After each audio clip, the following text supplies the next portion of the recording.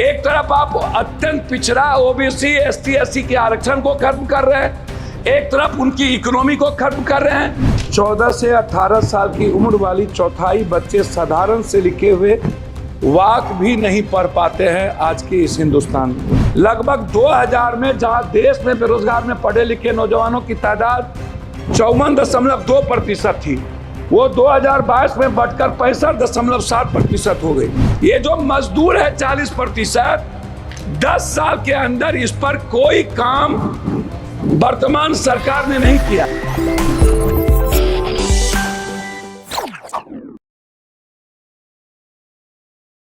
सभापति महोदय, बहुत बहुत धन्यवाद। मैं पहले कुछ वर्ल्ड इनक्वालिटी डेटाबेस का ताज़ा रिसर्च के मुताबिक भारत में असमानता अपने 100 साल शिखर से ऊपर पहुंच चुका है। भारत रिजर्व बैंक के गवर्नर रघुराजन कहते हैं कि भौतिक पूंजी पर जोर देने के साथ साथ मानवीय पूंजी के निर्माण पर ध्यान देने की ज़रूरत थी, जिसको नहीं दिया गया। आर्टिफिशियल इंटेलिजेंस की दुनिया का सामना करने के लिए तैयार हो सके, प्रथम फाउंडेशन की प्रकाशित रिपोर्ट 14 से 18 साल की उम्र वाली चौथाई बच्चे साधारण से लिखे हुए वाक भी नहीं पढ़ पाते हैं आज के इस हिंदुस्तान में। कोविड-19 की जगह के बाद स्वास्थ्य और एजुकेशन पर सबसे ज़्यादा यदि किसी को झटका लगा तो वो बच्चों को लगा है। दूसरी सबसे बड़ी बात ये है कि जो रिपोर्ट आई हुई है उसमें बहुत क्लियर है, यूपीए 2 से पीछे रह गए। क्या जीडीपी के हिस्से के रूप में लगभग 6% का घाटा, और उसके बाद मेक इन इंडिया में विफल होने के कारण राज्य के नेतृत्व वाले विकास मॉडल के बजाय सार्वजनिक निजी भागीदारी पीपी मॉडल पर जो निर्भर हुआ, नतीजा हुआ कि आज की स्थिति में लगभग शेयरों को भी आप देखिए, आरंभिक सार्वजनिक पेशकश 21,000 करोड़ रुपया थी, उनका जब आप निजी क्षेत्र में बिक्री या मोनेटाइजेशन शामिल करने के अनुमानित आंकड़ा देखिएगा तो 6 लाख करोड़ रुपया था। भारत के कार्यबल 20% ही औपचारिक रोजगार जुड़ा हुआ है। अंतर्राष्ट्रीय श्रम संगठन के ताजा आंकड़ों के मुताबिक लगभग 2000 में जहां देश में बेरोजगार में पढ़े लिखे नौजवानों की तादाद 54.2% थी, वो 2022 में बढ़कर 65.7% हो गई।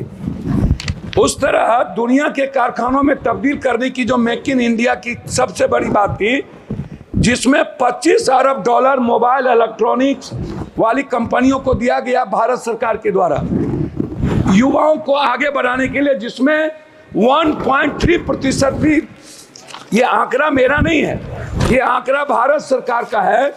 वो स्थिति इसमें पैदा हो गई कि हमने यूथ को आगे नहीं बढ़ा पाया। लगभग 40% श्रमिक किसी क्षेत्र में काम करते हैं और केवल 20% ही विनिर्माण नौकरियां या आईटी जैसी व्यावसायिक सेवा में काम करता है। ये जो मजदूर है 40%, 10 साल के अंदर इस पर कोई काम वर्तमान सरकार ने नहीं किया।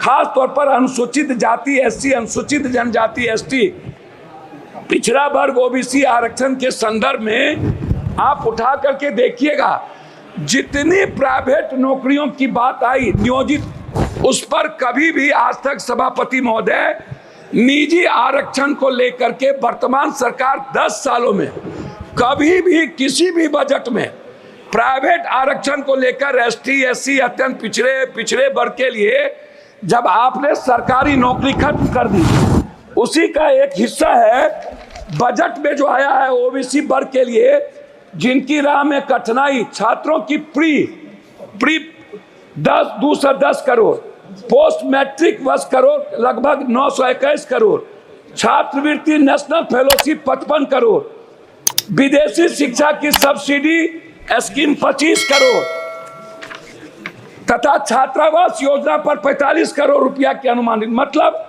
2024 के बजट अनुमान के पिछड़े वर्ग के छात्रों और अनुसूचित जनजाति की उच्च शिक्षा विकास के लिए योजना सरकार में बहुत कम घटा दिया एसटी एससी का और ओबीसी का।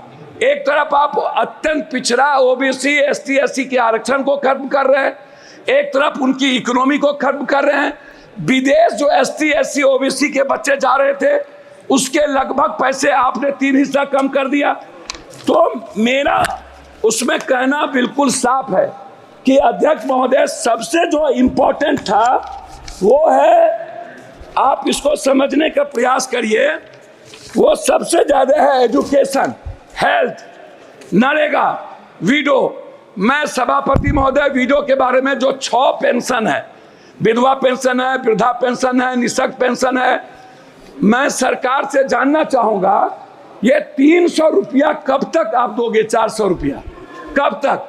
क्या इस पेंशनधारी को 1000 से 2000 रुपया वृद्धा पेंशन को क्या नहीं बढ़ाना चाहिए?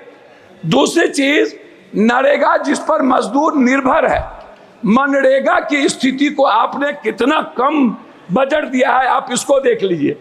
दूसरा चीज जो हेल्थ सेक्टर है, ग्रामीण स्तर पर जैसे कैंसर है, ब्रेन ट्यूमर है, हार्ट है, जो संक्रमण बीमारी है, जो ओबीसी अत्यंत पिछड़ा दलित वर्ग आर्थिक रूप से वो नहीं कर पा सकता है, तो क्या आपने ऐसी कोई योजना बजट में कि जो ऐसा आयुष्मान तो कहीं है फेल्योर है, तो क्या आप कोई ऐसी योजना जिसमें कैंसर, हार्ट, ब्रेन ट्यूमर इसका इलाज फ्री और दवाई जो लगातार वृद्धि हो रही है, और ग्रामीण स्तर पर किसी भी अस्पताल का जहां डॉक्टर नहीं है, 76 अध्यक्ष महोदय पार्लियामेंट में 76% लगभग डॉक्टर नहीं है, लगभग टेक्नीशियन और लैब नहीं है, सरकारी अस्पताल कहीं भी दवाई नहीं देता है, गुणवत्ता नहीं है, मेडिकल सिस्टम नहीं है, आप इस पर नहीं कुछ बोले।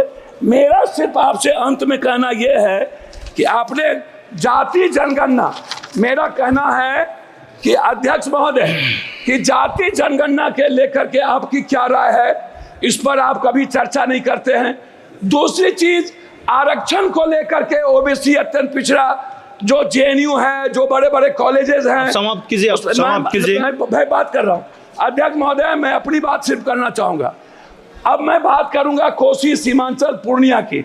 मेरा रिक्वेस्ट आपसे यह है कि पूर्णिया में आईआईटी और आईआईएम का हब, सीमांचल पूर्णिया में केंद्रीय विश्वविद्यालय, अखिल भारतीय आयुर्वेदिक संस्थान सहरसा में, आप समाप्ति कर रहा हूं अपनी बात करके, कोर्ट स्टेशन और पूर्णिया जंक्शन में वॉशिंग पीठ, लगभग कोसी नदी पर हाई डैम, पूर्णिया बिहार को उप राजधानी, दूसरा उच्च न्यायालय बेंच की अभिलाष कर रहा हूं, मक्का और मखान। मैं आपसे आग्रह करूंगा सौमित्र खान जी, सभापति प्लीज कंक्लूड, प्लीज। मैं बजट के लिए, मैं सभापति महोदय, बजट में फूड प्रोसेसिंग और डेयरी मिल्क, मक्का मखान के लिए मैं इस बजट में चाहूंगा कि बिहार को विशेष पैकेज के रूप में जितने बंद पड़े फैक्ट्री हैं, क्योंकि मजदूर बाहर जाते हैं 2.25 करोड़, इनके लिए कोई इंश्योरेंस नहीं है, किसी मजदूर का धन्यवाद, प्लीज। धन्यवाद चेयरमैन सर। आज पहले कारगिल विजय दिवस है। आज हमारा देश का प्रधानमंत्री जी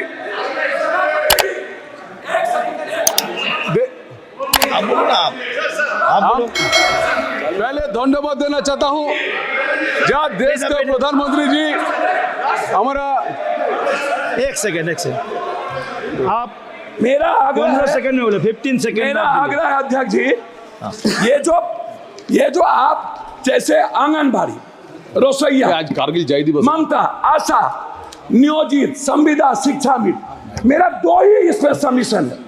लगातार जैसे अग्निवीर के बारे में ये सवाल उठ रहा है, नियोजित संविदा शिक्षा मित्र जो उत्तर प्रदेश में है, इसके खिलाफ ये असमानता है टीचर के प्रति, ये असमानता है एजुकेशन और सम्मानजनक प्रति। ओके, थैंक यू धन्यवाद सर।